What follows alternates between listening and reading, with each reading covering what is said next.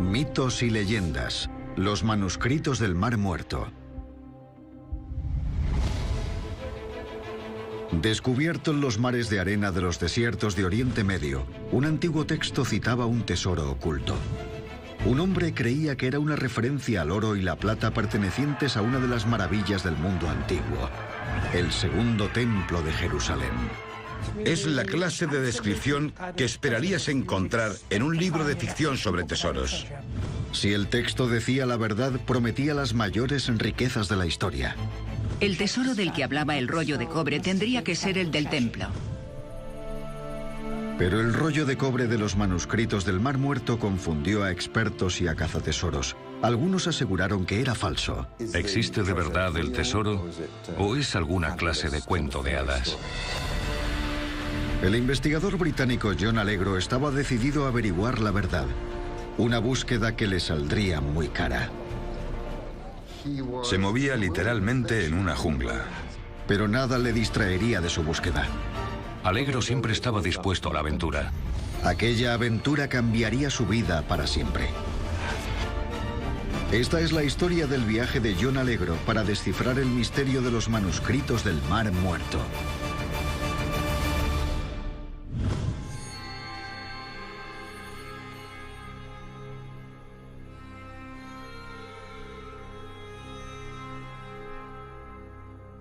La historia del rollo de cobre comenzó al ser descubierto por casualidad en la costa del Mar Muerto en Jordania en 1947. Un joven pastor beduino buscaba a su cabra entre los altos riscos cuando encontró una cueva.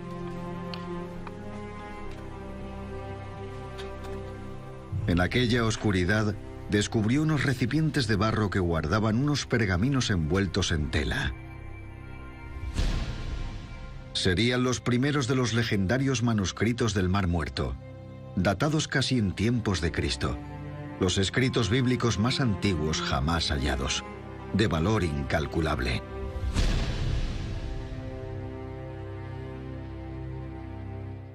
Los manuscritos son textos escritos en hebreo, arameo y algunos en griego, y son de la época de Cristo. Contienen copias de libros de la Biblia que son 1000 años más antiguos que cualquier otra copia hallada hasta entonces. Rellenan un vacío que había en nuestro saber y nos permiten descubrir las raíces del cristianismo y del judaísmo. Son increíblemente importantes. Los beduinos no tardaron en darse cuenta del valor de su hallazgo y comenzó una frenética persecución de los pergaminos. El número de objetos que salió de aquellas cuevas fue enorme. Quizá unos 87.000 fragmentos distintos que formaban unos 940 pergaminos diferentes. En Jerusalén los investigadores se desesperaban por conservar los pergaminos, así que les compraron los manuscritos a los beduinos, que vendieron las hojas a un alto precio.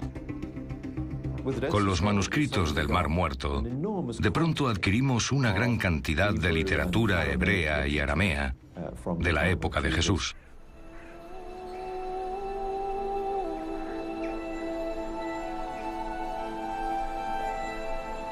Los fragmentos de los manuscritos del Mar Muerto suponían una tentadora mirada a unos 2000 años atrás.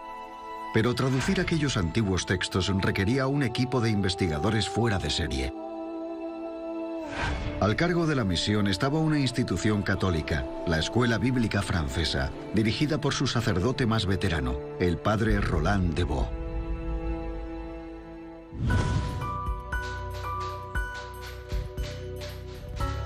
Hizo un llamamiento urgente a los mejores investigadores bíblicos. En la Universidad de Oxford, la invitación le llegó a un brillante estudiante, John Allegro. No era un ratón de biblioteca, era un hombre que se había enfrentado a la cara más cruel de la naturaleza humana. Allegro había dejado los estudios a los 16 años para enrolarse en la Armada Británica, donde sirvió como oficial durante la Segunda Guerra Mundial.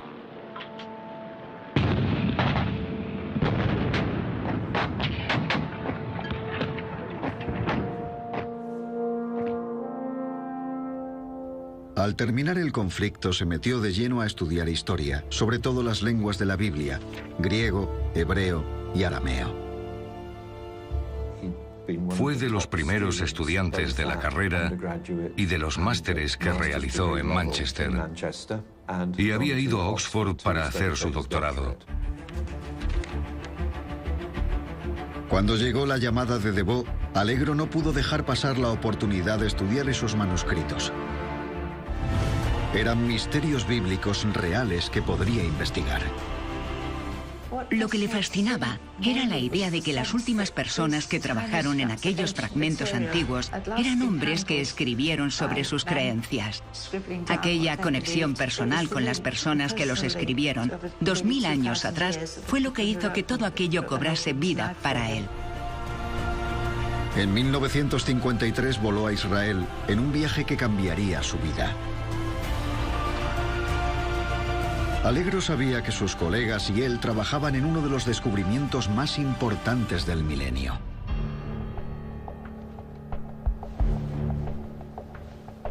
Pero uno de los pergaminos llamó su atención de manera especial. Al contrario que los demás, no estaba hecho en papiro. El rollo de cobre está hecho con un tipo de cobre muy refinado. Este extraño manuscrito fue hallado en 1952 en una cueva, dentro de una pequeña zona a las orillas del Mar Muerto, conocida como Qumran.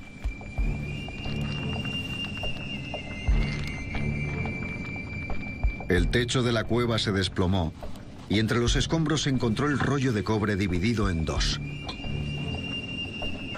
Estaba escrito en un idioma antiguo.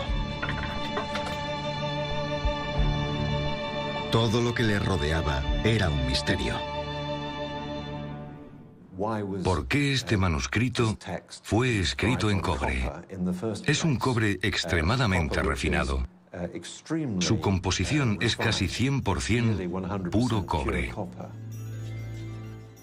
La tecnología para hacer eso no estaba muy desarrollada en esa época. Y hay grandes interrogantes sobre cómo pudieron fabricarlo por aquel entonces. Aún así, aunque el cobre parecía muy avanzado, la escritura que había en él era primitiva.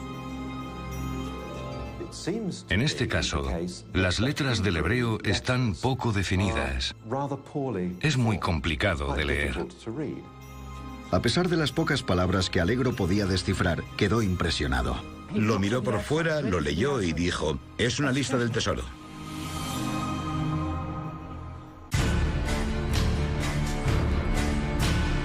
Allegro no se lo podía creer. Parecía que estaba contemplando la respuesta a uno de los grandes misterios del mundo antiguo. En el año 70 después de Cristo, los romanos saquearon Jerusalén y el Segundo Templo. El templo era el lugar más sagrado en la fe judía, construido en el mismo sitio que el mítico Templo de Salomón. Y estaba repleto de tesoros acumulados durante siglos. Parte del tesoro era oro y plata, y también piezas de barro. Eran las posesiones de los altos sacerdotes. Aquellos valiosos objetos que había en el templo habrían tenido un valor incalculable, inmenso. Los romanos saquearon, expoliaron y destruyeron el templo.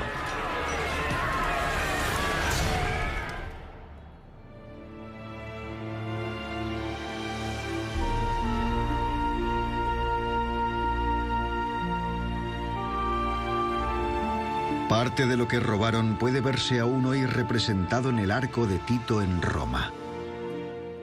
Si te pones justo delante del arco se puede ver la menorá, el candelabro de 7 brazos, las trompetas y unos cuantos cofres en los que seguramente transportaron muchos de aquellos objetos hasta Roma. Según la tradición, el oro y la plata se usaron para pagar la construcción del Coliseo. Pero algunos creen que los romanos no se hicieron con todo el tesoro, que parte de él fue escondido lejos de allí por los sacerdotes del templo. ¿Acaso podría Allegro estar contemplando un mapa del tesoro que podría guiarle a uno de los mayores descubrimientos de la historia?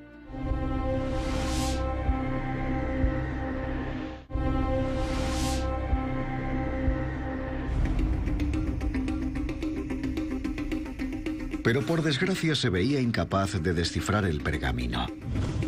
2000 años de corrosión iban a garantizar que sus secretos permaneciesen ocultos. Cuando apareció, el rollo estaba completamente oxidado y frágil. Los investigadores se dieron cuenta que si lo desenrollaban para leerlo, se desharía por completo. Propusieron todo tipo de soluciones para abrir el pergamino de cobre. Se propusieron algunas ideas muy absurdas para hacerlo. Por ejemplo, una era sumergir el pergamino en hidrógeno. Pero eso lo desintegraría por completo y se quedarían sin él. Y aquella fue una de las ideas más prudentes. Otra propuesta absurda era usar electrolisis para que el pergamino volviese del estado oxidado a su estado metálico original. A nivel metalúrgico no tenía sentido alguno. Se barajaron muchas opciones y todas fueron rechazadas.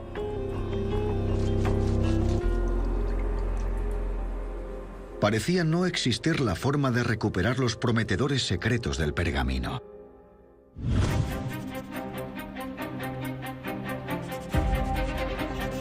Pero Allegro no se dio por vencido y creía que había dado con la solución. Allegro no era el tipo de persona que decía, sí, sería genial que lo pudiésemos abrir. Él decía, ¿cómo lo vamos a abrir? Venga, hagámoslo. Por entonces Allegro daba clases en la Universidad de Manchester, que presumía de tener uno de los mejores departamentos de ingeniería del mundo. El reto sería una gran oportunidad para ellos, pero la respuesta que dieron le pilló por sorpresa. El jefe de departamento de Allegro en Manchester no quería poner en riesgo la reputación de la universidad, porque muchas cosas podían salir tremendamente mal con aquel manuscrito.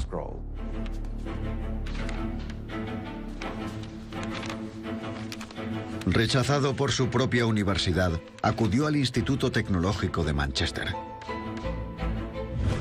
El jefe de departamento, el profesor H. Wright Baker, aceptó el reto y propuso una solución radical.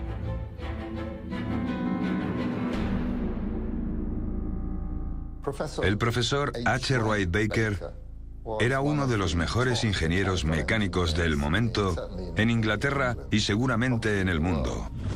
Se le ocurrió algo que hasta entonces nadie había hecho antes para lidiar con los materiales muy corroídos. La idea de Baker era cubrir el manuscrito con una capa de resina epoxi para detener la desintegración. Entonces iría cortando de arriba a abajo, una a una, finas capas del pergamino. Tenía una cuchilla circular que era capaz de cortar líneas de solo 1 milímetro de profundidad. Tras cada corte, iría girando el pergamino para cortar y separar la siguiente sección. El truco era cortar en línea recta y en lugares donde no hubiese nada escrito. Comenzó a hacerlo en el mayor de los secretos. Baker tenía miedo de que al hacer el primer corte algo saliese mal y destruir el valioso pergamino. Así que comenzó a hacerlo sin contárselo a Allegro. Baker no dejó que hubiese nadie mirando aparte de él, por si acaso algo se torcía. Creo que le daba mucho miedo ser el responsable de la destrucción del pergamino de cobre.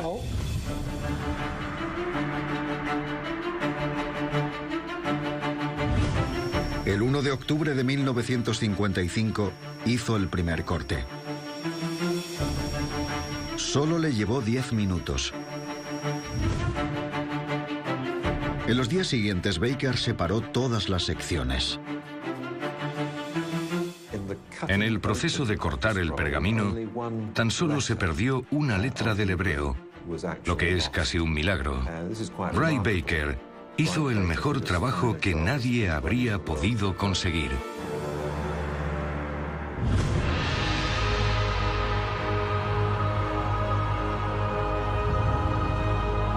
Y así, Allegro se convirtió en el primer hombre en ver el antiguo texto del manuscrito, expuesto por primera vez en casi 2 milenios.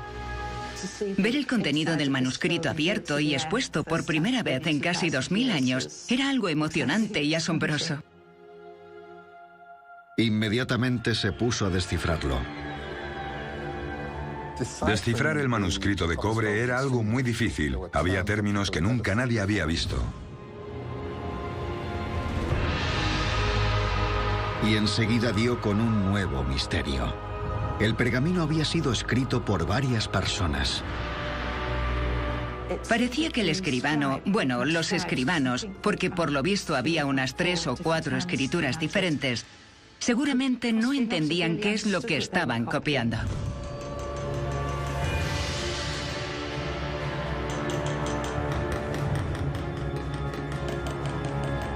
Alegro concluyó que usar diferentes escribas para que cada uno escribiese una pequeña sección era la mejor manera de mantener el tesoro en secreto, ya que así ninguno podría conocer la historia completa sobre su localización.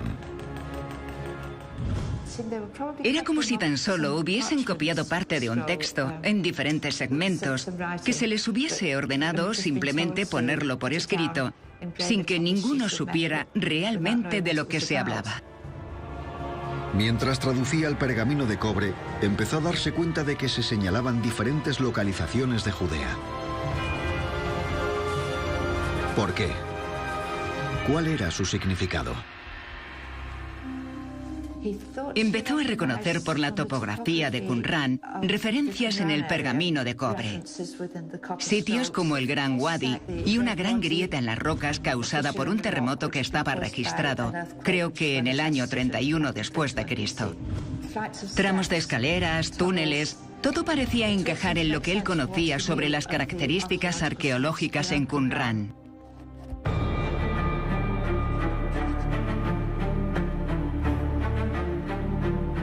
Cuanto más estudiaba Alegro el pergamino, más se convencía de que solo había un lugar posible de procedencia de aquella fortuna. El tesoro descrito en el rollo tenía que ser de un templo. No se le ocurría otro sitio de donde pudiesen salir tales cantidades de monedas de oro, vasijas para el diezmo, lingotes de oro, lingotes de plata, metales preciosos y piedras preciosas.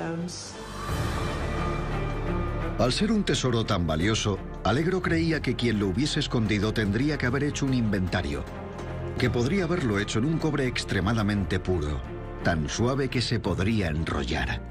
No era normal grabar en cobre en aquel periodo histórico, la era del Segundo Templo. No había cobre tan puro disponible para grabar, y las técnicas de fabricación que habían usado eran únicas, algo excepcional. Al contrario que el papiro o el papel de pergamino, aquel manuscrito estaba hecho para durar cientos de años, esperando el momento en que fuese seguro recuperar el tesoro.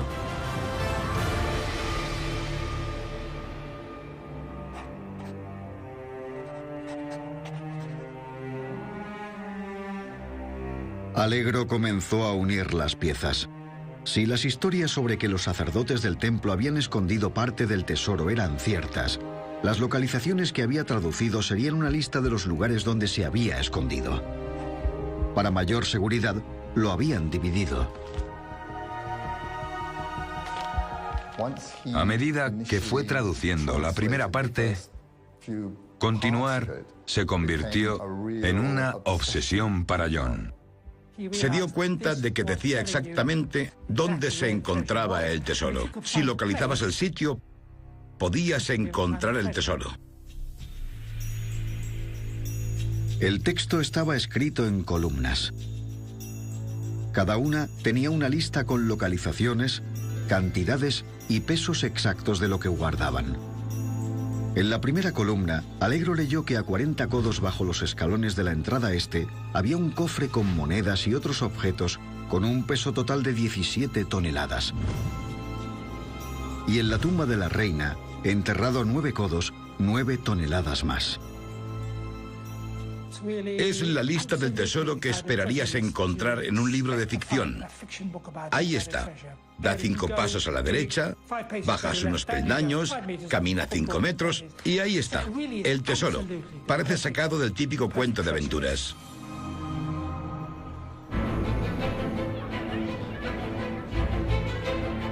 Alegro envió su traducción al padre Roland de Vaux, encargado del proyecto de los manuscritos del Mar Muerto.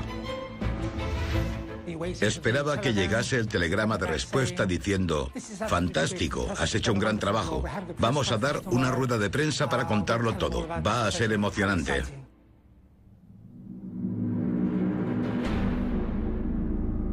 Pero la respuesta no fue en absoluto la que esperaba.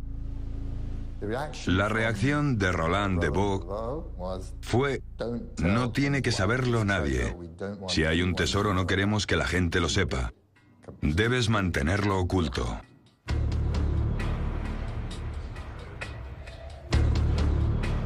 El hecho era que de Vaux no creía que los tesoros descritos en el manuscrito fuesen reales. Tampoco lo creía su experto de confianza, el padre Joseph Milik. De Vaux era muy escéptico respecto a la veracidad del tesoro y nombró a Joseph Milik para ser el editor oficial del rollo de cobre.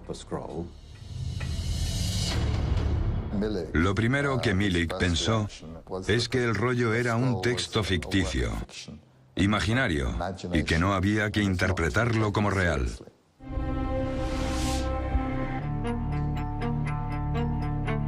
Al contrario que Alegro, Milik y de Vaux pensaron que las cantidades de oro puro de las que hablaba el manuscrito no podían existir realmente. Lo del oro y la plata les resultaba inverosímil por las grandes cantidades de las que se hablaba. La unidad de peso que se usaba era el talento, que equivale a 35 kilos, que son más de 70 libras. Eran unas cantidades enormes de peso. Hablaban de totales de 65 toneladas de plata y 25 toneladas de oro. Si las medidas del rollo eran correctas, se trataba de un cuarto de todo el oro y la plata existente en el mundo por aquel entonces, lo cual no tenía sentido. Pero Alegro creía que tenía la respuesta. Alegro también se sorprendió por las grandes cantidades. Entonces sugirió que el talento como medida de peso que usaban en el texto podría ser una 16ª parte del talento descrito en la Biblia. Eso daría como resultado cantidades de tesoro mucho más razonables.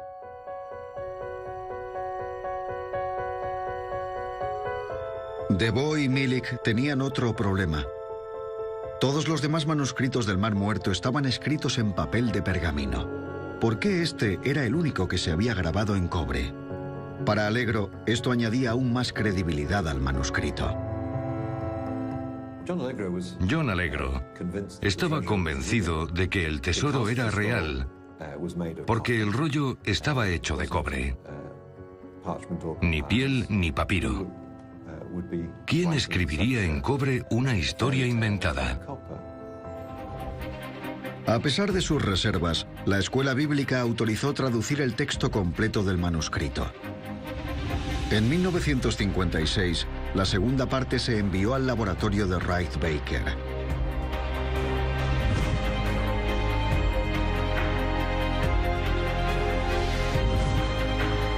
Una vez abierto, Alegro tradujo el texto y, al igual que antes, lo envió a Jerusalén.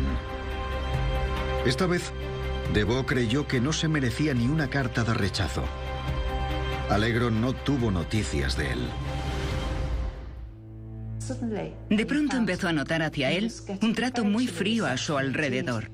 Se dio cuenta de que las cosas habían cambiado, que todos se habían vuelto en su contra en Jerusalén. Convencido de su falsedad, de Vaux le prohibió a Alegro publicar nada acerca del rollo de cobre. Le veían como alguien en quien no podían confiar para guardar el secreto, que él solo quería contarle al mundo lo que había encontrado. Alegro protestó, exigió ser escuchado. La reacción de Vaux fue rápida y tajante. Alegro fue relegado. Le dijeron a Wright Baker que no se podía confiar en él y que no le autorizase la entrada en el laboratorio ni en las clases. Le amenazaron con no renovar su contrato, lo cual significaría perder su trabajo. Las relaciones estaban muy deterioradas. Prácticamente condenaron su carrera a la ruina. Su reputación cayó en picado. Su salud se resintió y psicológicamente le afectó mucho. Es casi como si le hubieran dicho: tu trabajo no ha servido para nada. Allegro regresó a la Universidad de Manchester. Allí esperó pacientemente durante años a que le autorizasen publicar su versión del rollo de cobre del Mar Muerto. Entonces, en 1959, sin aviso previo, el investigador jefe de Deveau, el padre Joseph Milik, publicó su traducción oficial del pergamino. Dijeron que era una lista de un tesoro increíble. Tan increíble que no podía ser real. Ya se había hecho público. El pergamino al que había dedicado gran parte de su vida profesional era falso. Allegro estaba indignado. Allegro les había seguido el juego hasta entonces. No había publicado nada. Y Milik había tenido tiempo de publicar sus ideas antes que él. Así que, en contra de las órdenes de Deveau, escribió su propia versión. El libro sobre el tesoro fue un éxito inmediato. El libro se vendió muy bien. Volvió a remover la curiosidad del público sobre los manuscritos del Mar Muerto. Pero Allegro no solo publicaría un libro, iba a organizar una expedición. Iría al desierto a probar que el pergamino no era ficción. Encontraría el tesoro él mismo. Estaba seguro de sus interpretaciones del pergamino y de que hablaba sobre hechos reales y no ficticios. Solo necesitaba patrocinadores. No podía contar con sus colegas de Jerusalén, no podía contar con el Ministerio Jordano de Antigüedades, ni tampoco con la Universidad de Manchester. Estaba solo. Así que Allegro puso en marcha la maquinaria publicitaria, buscando patrocinadores en la prensa y el público. El periódico Daily Mail aceptó y cofinanció su expedición. Incluso enviaron a su corresponsal estrella, Ralph Isar, para cubrir la historia. Con millones de lectores siguiendo todos sus pasos, la presión comenzó a aumentar. Allegro tenía que encontrar el legendario tesoro. Estoy convencido de que Allegro tenía sentimientos encontrados sobre la intervención del Daily Mail. Por un lado, estaría entusiasmado con la idea de que fuera a tener tanta cobertura mediática, pero por otro, creo que debería sentirse muy presionado para encontrar algo importante, porque era el centro de todas las miradas. La presión iba aumentando, ya que en ese momento tenía a su disposición a gran parte del ejército jordano, cortesía de su segundo patrocinador, el rey Hussein de Jordania. El rey Hussein supo apreciar la relevancia de todo lo relacionado con los manuscritos del Mar Muerto. El rey financió a título personal la expedición de Allegro y puso sus tropas sobre el terreno. Allegro reclutó a un grupo entusiasta de aficionados bien preparados. Arqueólogos, arquitectos, topógrafos, técnicos y un cámara para fotografiar el terreno descrito por el rollo de cobre.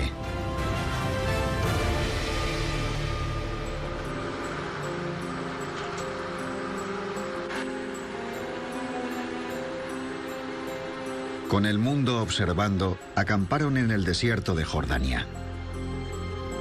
El primer destino para Allegro eran las viejas ruinas de Kieber Mir, en el valle de Acor, conocido hace 2000 años como Hircania.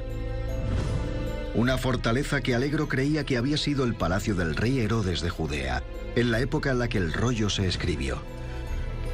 La traducción de Allegro decía que a 40 codos, unos 18 metros bajo unos escalones entrando por el este, había un cofre con monedas que pesaba 17 talentos, unos 2 kilos. Y sorprendentemente, encontraron algo.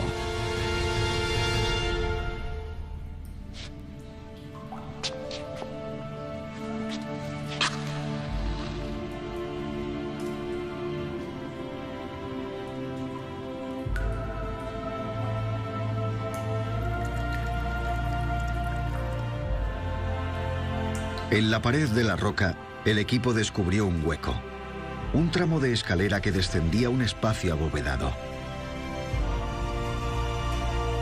La localización tal y como se describía en el rollo de cobre existía. Era real.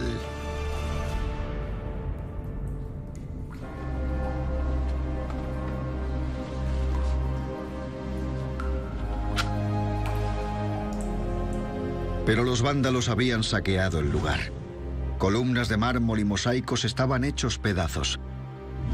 Cualquier tesoro que hubiera oculto allí había desaparecido. Y la situación empeoró aún más. Cuando Allegro y su equipo volvieron al campamento, su decepción pronto se convirtió en terror.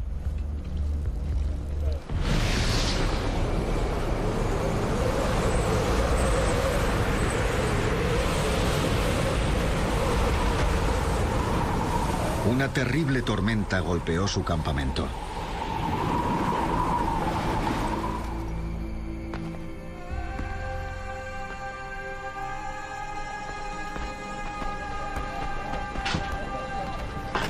Se llevó las tiendas, destrozó las provisiones y perdieron el agua.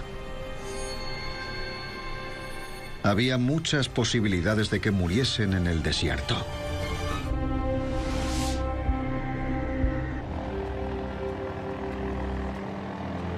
Por suerte, el amigo de Allegro, el rey Hussein, había vigilado de cerca la expedición. La mañana en que la tormenta había amainado, apareció la Fuerza Real Jordana con camiones, llevando agua fresca, equipamiento nuevo, y les ayudaron a establecerse de nuevo. Les anclaron a las rocas con más fuerza para la próxima vez que pasara. Con el desastre superado, la siguiente parada de Allegro era Khirber Qumran, un antiguo asentamiento a 1,5 kilómetros hacia el interior de la orilla noreste del Mar Muerto. El rollo de cobre menciona como uno de los lugares que esconden un tesoro, un lugar llamado Sekaka. Sekaka es posiblemente el nombre del actual Qumran. Muchos de los lugares nombrados en el rollo de cobre apuntan a la zona de Qumran. Khirbet Qumran había sido el hogar de una secta judía, los esenios. Ellos habían escrito y escondido los manuscritos del Mar Muerto en las cuevas cercanas. Si los manuscritos habían perdurado durante 2 milenios, quizás el tesoro también. De hecho, pocos años antes se habían encontrado monedas en aquella zona. Se encontraron un montón de siclos de plata, y esto llevó a algunos a creer que quizás el rollo de cobre describiera el resto del tesoro esenio. El equipo de Allegro registró la zona con detectores de metales. El pitido regular de esos aparatos les hizo elevar sus esperanzas. Pero en realidad, los sensores se activaban debido al magnetismo natural de las rocas. Allegro buscó entonces una cueva oculta, en lo alto de la pared de un acantilado.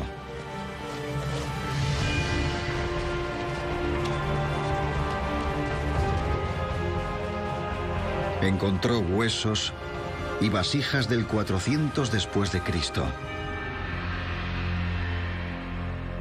Pero ningún tesoro.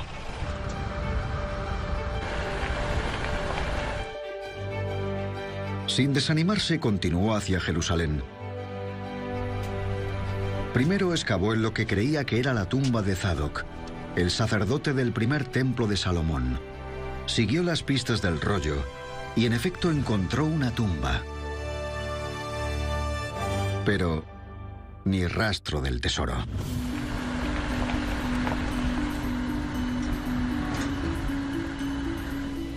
Aún tenía un último plan. A unos pocos kilómetros de distancia se encontraba el Monte del Templo, un lugar sagrado para 3 de las religiones mayoritarias. Para los judíos es el lugar del templo destruido. Para los musulmanes es donde su profeta murió.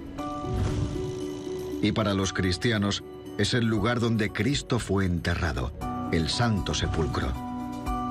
Debido a su enorme significado religioso, nadie tiene permiso para excavar allí.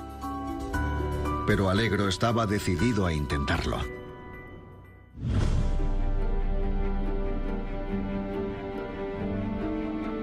Alegro había oído que bajo la cúpula de la roca había un laberinto con pasadizos y recámaras. El rollo mencionaba 12 lugares dentro del templo. Quizás el tesoro se hubiese ocultado bajo el lugar donde una vez estuvo. Alegro intentó conseguir permiso del Ministerio Jordano de Antigüedades y parecía que empezaba a conseguirlo. Rellenó solicitudes, modelos, formularios, pasó de una persona a otra y esperó mucho tiempo. Pero en el último momento, las autoridades se lo denegaron. Alegro sospechaba que detrás de este comportamiento estaba su viejo enemigo, Roland de Vaux. Nunca tuvo pruebas. Era una sospecha porque habían publicado un artículo en el que parecía que se alegraban de que la expedición de Alegro no estaba obteniendo muchos frutos. Y eso le hizo pensar que tenían algo que ver con que le hubieran denegado el permiso. Alegro estaba más frustrado que nunca. En Khirbet Mir, Alegro no halló nada, y en Jerusalén tampoco. Es decir, no encontró nada en los sitios en los que sí estaba autorizado a excavar.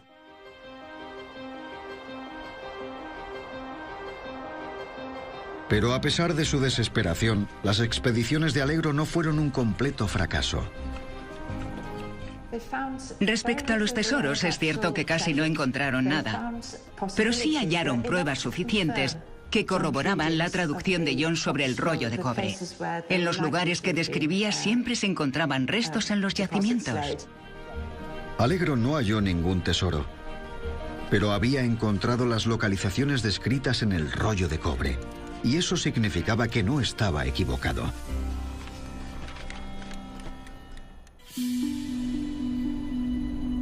Poco tiempo después, Alegro recibió noticias sobre un gran hallazgo. Un amigo beduino había encontrado cuevas secretas que podrían albergar el valioso tesoro del templo.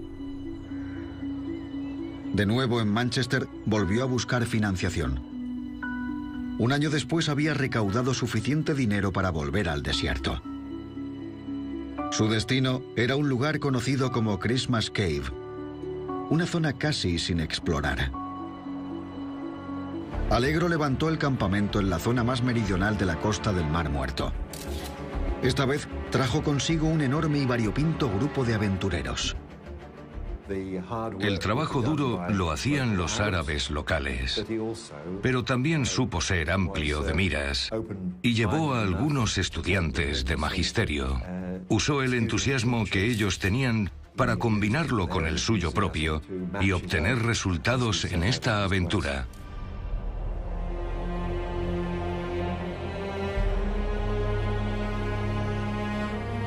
Alegro se centró en 3 localizaciones: Christmas Cave, una zona en lo alto de un acantilado solo accesible en helicóptero; las ruinas de piedra de Mazin, una base militar del siglo I después de Cristo, posiblemente utilizada por los rebeldes judíos para resistir a los romanos; y Ein Fesca, una zona de cuevas parecida a una colmena.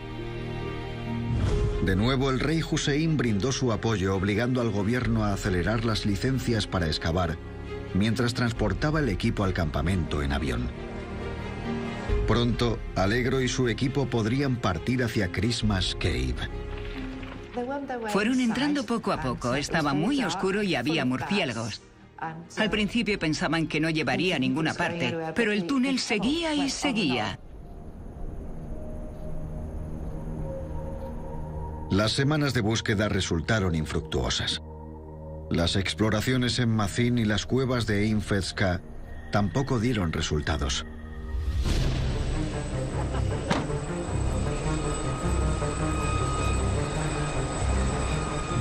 Entonces, el día de Navidad, la presión sobre Alegro aumentó aún más.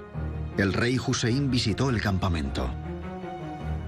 El rey Hussein tenía un interés personal en aquella expedición y fue a visitarla el día de Navidad. Todo lo que Alegro le pudo mostrar fueron unas cuantas monedas romanas y objetos del año 70 después de Cristo, la época en que los romanos saquearon el segundo templo. Creo que como búsqueda del tesoro fue un fracaso, pero como aventura se trata de una historia extraordinaria.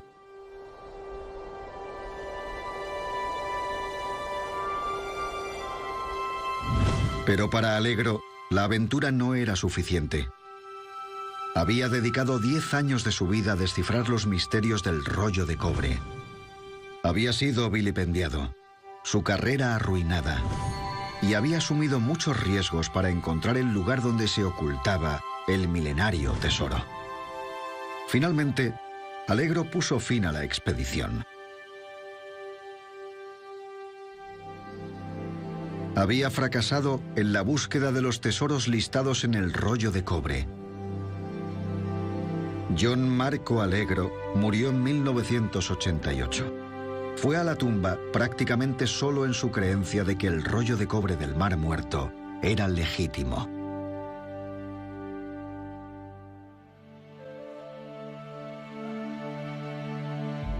Pero hoy en día la mayoría de los académicos creen que sí es un mapa del tesoro real, que contiene las localizaciones verídicas de los tesoros. Su trabajo de traducción es admirable. Tenía razón cuando afirmaba que el rollo de cobre es un documento verídico, y prácticamente el 100% de los investigadores hoy lo creen así. Pero si era real, ¿dónde está el tesoro? Sospecho que los romanos, que seguramente sabían de la existencia del oro y la plata del tesoro del templo, debieron torturar a todos los que cogieron para encontrar parte del tesoro. Y ellos seguramente no fueron los únicos que saquearon las riquezas del templo. Para mí, no es descabellado pensar que después de 2000 años del pueblo beduino deambulando por la zona, hubieran hallado el tesoro sin que nadie se enterase. Tristemente, esa es la realidad más plausible. En el transcurso de 2000 años, probablemente todo el mundo se llevó su parte. Sigue sin haber respuestas, solo más preguntas.